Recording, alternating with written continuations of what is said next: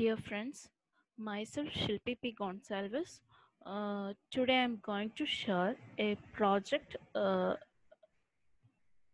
regarding machine learning using Python, in which I have done a project regarding the linear regression using machine learning using Python language. We have predicted the I have predicted in this project I am going to predict the Boston housing prices. So, in order to predict the Boston housing prices, first we need to uh, process the data. That means we need to load the data set. So, before loading the data set, we need to import certain library functions which is defined here. So, these are the library functions which we need to define it prior to processing data pre-processing. Okay. So next step is data pre-processing. Here we need to load the data set, that is Boston equal to load underscore Boston. So to know what is the description of this particular Boston function, I can write the syntax like I can print the data as print of Boston dot descript. Okay. So by control plus enter, that is by running this program, we will get the data set of uh, Boston data set is available here. So if thereafter what I am going to do is I am going to put the data into Pandas data frame. So this is the syntax for putting the data into Pandas data frame. So once executing that, I will get this as the solution. Okay.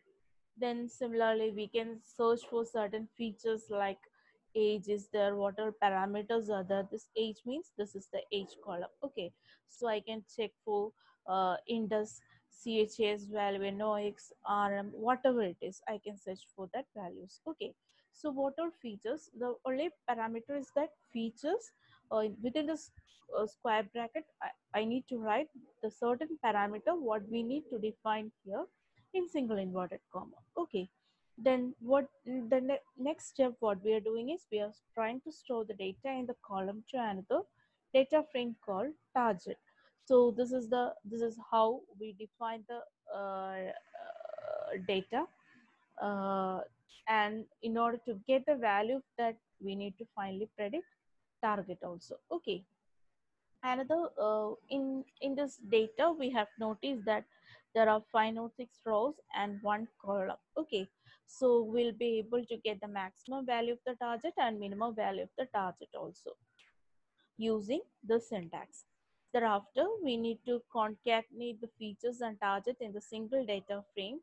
Here for that we are taking the function df equal to pd dot concat features comma target within the comma axis equal to 1 within this brackets. Okay, and this axis equal to 1 indicates the concatenation what we are doing is column wise. If it is 0, that is the default case.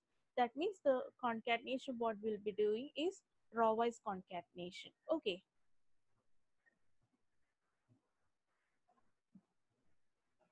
so the next step what we are doing is we are describing the database using describe function of the data frame object. We are setting the precision to 2 decimals. That is, we are here in this describe function, we are setting this precision to 2 decimals. This is how we define this database. So this is the corresponding output of the thing of the syntax what we executed here. So the first set was data pre-processing. These are the various steps that has been included in data pre-processing. Okay. Now let's go to data visualization. This is the second step. So in visualization, we are first doing the correlation between every attribute as well as the target. So in order to correlate this attribute and the target, what we are doing is we are using this function correlation to obtain. We are using a Pearson correlation function, and using this Pearson correlation function, we are trying to correlate this attributes and target. Okay.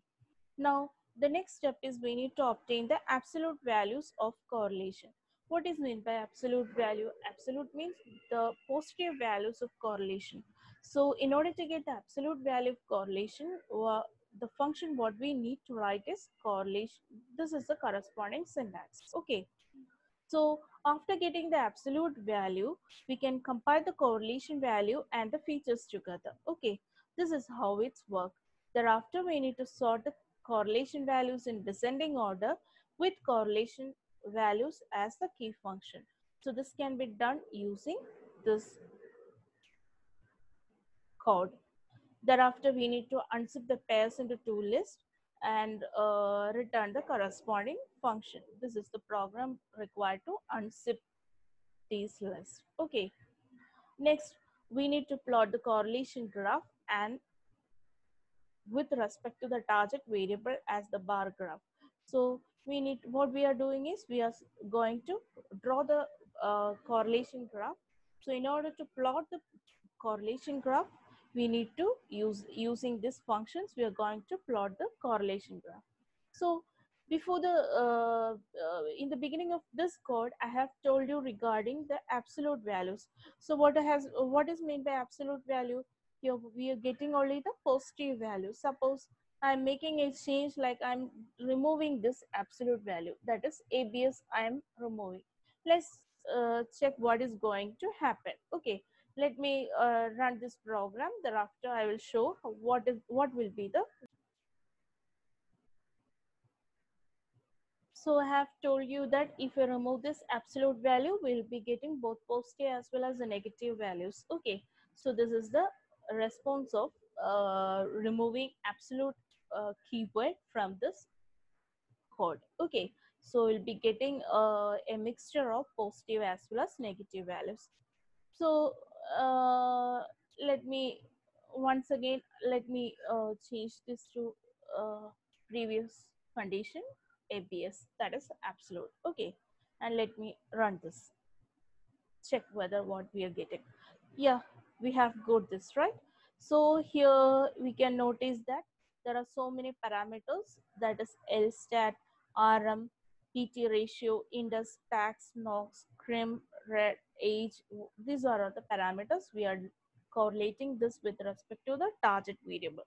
So here the maximum value what we are getting for is LSTAT, and we need, this is the maximum value, and the corresponding this is the x-axis where we are having the maximum value and corresponding to that of the target variable.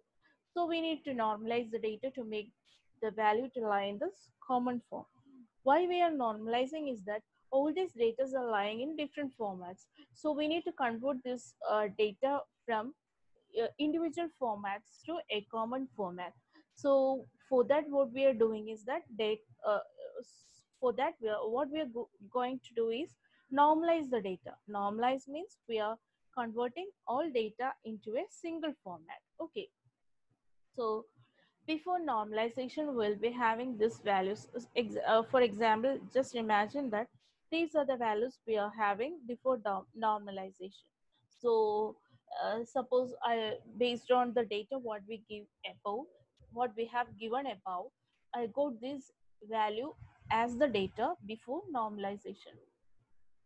Suppose I'm going to, if I am normalizing that particular data, let me see that. So we are creating an instance of target object and then using fit transforms to reshape the vertical data. So we know LSTAT is vertical data, and with respect to the target, we are using certain parameters like min max scalar, and what we are doing is we are converting the x parameter as well as the y parameter to a common format. So after normalization, the data will be shown like this. So this is the value of the normalization, and before normalization, if the data was like this, now it is, the data is like this. The third step is we need to split the data. So what is the purpose of splitting the data? So initially I have told that there are several steps are there. First one, data pre-processing.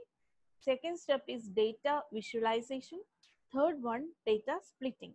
splitting the data into the training as well as the testing purpose. That is, we are splitting the data into data for training as well as the testing purpose. So most of the cases, a certain percentage of data has been split for training as well as another percentage has been split for testing data.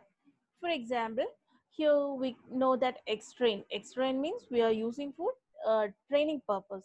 What parameter? X parameter we are using for training purpose. X parameter we are using for testing purpose. Again, Y parameter we are going to use for training as well as testing purpose. So train underscore test underscore split is a function which is used to